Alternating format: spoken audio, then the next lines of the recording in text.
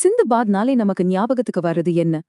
கடல் பயணம், மர்மமான தீவுகள், விசித்திரமான உயிரினங்கள் இதெல்லாம் தான் இல்லையா? ஆனா இன்னைக்கு நாம பார்க்க போற கதை கொஞ்சம் வேற. அவ சந்திச்சதுலயே ரொம்ப ரொம்ப கொடூரமான ஒரு சக்தியோட அவ மோதின அந்த இறுதி போரை பத்தி தான் நம்ம பார்க்க போறோம். சரி வாங்க நேரடியா கதைக்குள்ள போயிடலாம். ஒரு ஆசை இல்லனா ஒரு வரம் எப்படி ஒரு பயங்கரமான கனவா மாறுது?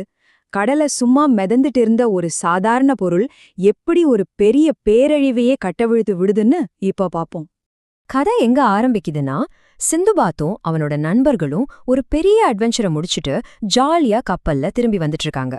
அப்போதான் கடல்ல தனியா மிதந்துட்டு இருக்கிற அந்த விசித்திரமான பச்சை பாட்டில அவங்க பாக்குறாங்க. அந்த பாட்டில திறந்ததும் அதுக்குள்ள இருந்து ஒரு பிரம்மாண்டமான பூதம் வெளியே வருது.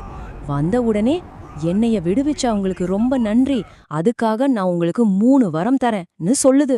அடடா அதிர்ஷ்டம் கதவை தட்டுதே நினைக்கிறாங்க. ஆனா அந்த நன்றிக்கு பின்னாடி ஒரு பயங்கரமான சூழ்ச்சி இருக்கிறது பாவம் அவங்களுக்கு அப்போ தெரியல. சுராயாவுக்கு மட்டும் ஏதோ தப்பா படுது. இருங்க, இது நல்ல பூதம் மாதிரி தெரியல, ஜாக்கிரத அப்படின்னு அவ கத்துறா. ஆனா அவ சொல்லி முடிக்கிறதுக்குள்ள அந்த பூதம் அதோட உண்மையான கோர முகத்தை காட்டுது. ரொம்ப ரொம்ப லேட் ஆகிடுச்சு. இப்போ அந்த பூதம் சுதந்திரமா இருக்கு. பல 100 வருஷமா ஒரு பாட்டிலுக்குள்ள அடக்கப்பட்டிருந்த அதோட கோபம் இப்போ ஒரு பெரிய பேரழிவா வெடிக்க ஆரம்பிக்குது.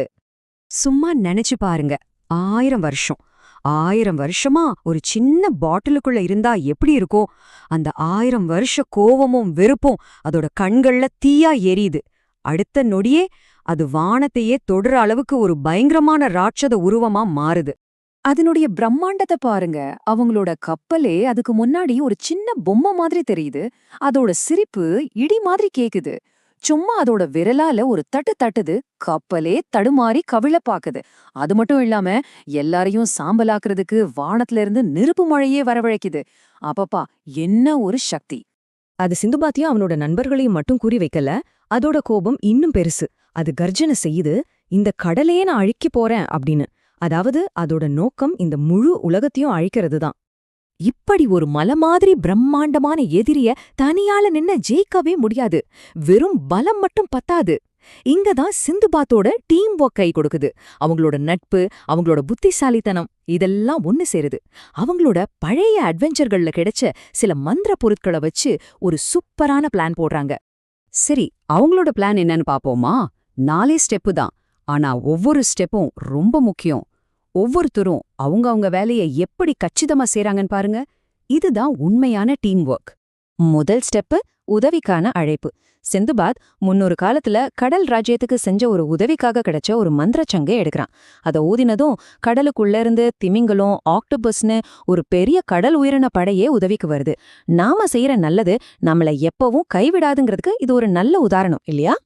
அடுத்தது வான்வழி தாக்குதல். சுராயா தன்னோட வான்தீவுல கிடைச்ச சிறகுகளை வச்சு வானத்துக்கு பறக்குறா. ஒரு மின்னல் வேகத்துல அந்த பூதத்தை சுத்தி சுத்தி வந்து மந்திர அம்புகளால தாக்குறா.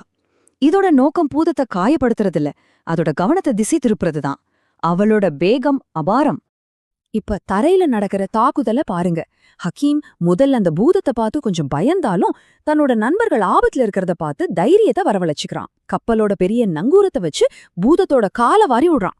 அது மட்டும் இல்லாம அந்த பூதம் அனுப்புன நெருப்பு மழை மேல மந்திர பையில இருந்து ஒரு பெரிய பனிக்கட்டிய போட்டு எல்லாரையும் காப்பாத்துறான். இது வெறும் பலம் இல்ல, சரியான நேரத்துல யோசிச்சு புத்திசாலித்தனம். இப்போதான் இந்த போரோட திருப்புமுனையே வருது. அதுவும் யார் மூலமா தெரியுமா? குவாக், அந்த சின்ன பூனை மூலமாதான். அந்த டீம்ல இருக்கிற குட்டியான உருவந்தான் எல்லாரோட கண்ணுலயும் படாத ஒரு முக்கியமான விஷயத்த கண்டுபிடிக்குது. பூதத்தோட விரல்ல கருப்பா மின்னிட்டு இருக்கிற ஒரு மோதிரத்தை அது பாக்குது. அதுதான் அதோட பலவீனம். பூதத்தோட பலவீனம் அந்த மோதிரம்னு தெரிஞ்சதும் இப்போ முழு போரோட கவனமும் அந்த ஒரு சின்ன இலக்க நோக்கி திரும்புது. ஆனா அந்த இலக்க அடையிறது அவ்வளோ சுலபம் இல்ல. ஏன்னா அது அடையறதுக்கு அந்த ராட்சச பூதத்து மேலேயே ஏறணும். இந்த ஆபத்தான வேலைய செய்ய போறது நம்ம சிந்துபாத் தான். அந்த மோதிரம் பாத்தீங்கன்னா அது வெறும் ஒரு நகை கிடையாது. அதுதான் அந்த பூதத்தோட உயிர்நிலை. அப்படின்னா அதோட உயிர், அதோட மொத்த சக்தியும் அந்த மோதிரத்துக்குள்ளதான் அடங்கியிருக்கு. அந்த மோதிரம் இருக்கிற வரைக்கும் தான் அந்த பூதம் இந்த உலகத்துல இருக்க முடியும். இப்பதான் கதையோட கிளைமேக்ஸ். பூதம் தன்னோட உடம்பு மேல ஏறுற சிந்துபாத்த எப்படியாவது கீழே தள்ளி விடணும்னு துடிக்குது. ஆக்ரோஷமா ஆடுது.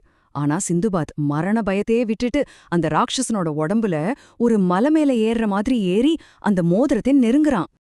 அந்த ஒரு நிமிஷம் சிந்துபாத் அந்த மோதிரத்தை உடைக்கிறதுக்காக தன்னோட வாழை ஓங்குறான். அந்த ஒரு நொடியில வெறும் அந்த கப்பலோட எதிர்காலம் இல்ல, இந்த முழு உலகத்தோட எதிர்காலமே சிந்துபாத்தோட அந்த ஒரு வெட்டுல தான் அடங்கியிருந்தது. தங்குன்னு ஒரு சத்தம், கண்ணை பறிக்கிற ஒரு வெளிச்சத்தோட அந்த மோதிரம் உடையுது.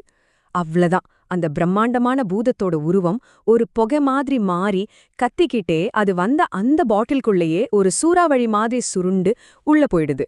ஒரு வழியா தீமை தோற்கடிக்கப்பட்டு மறுபடியும் சிறை வைக்கப்படுது. அந்த பயங்கரமான போருக்கு அப்புறம் சுத்தி நிசப்தம் நிலவுது. ஒரு புதிய நாளோட விடியல் மாதிரி அமைதி திரும்புது.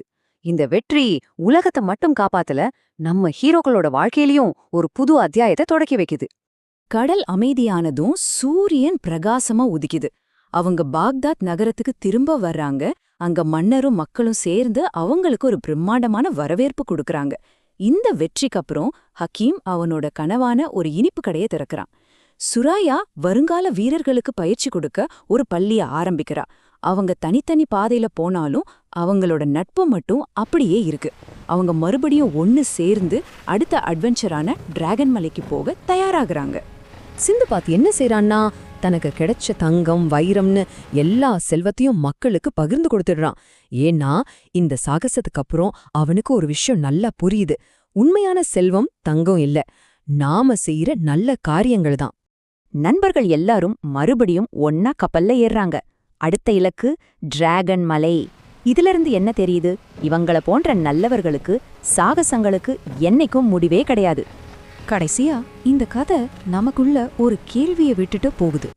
தைரியம், புத்திசாலித்தனம், அப்புறம் நல்ல நண்பர்கள், இந்த மூணும் நம்ம கூட இருந்தா நாம எந்த உலகத்தை வேணும்னாலும் ஜெயிக்கலாம் இல்லையா? நீங்க என்ன நினைக்கிறீங்க?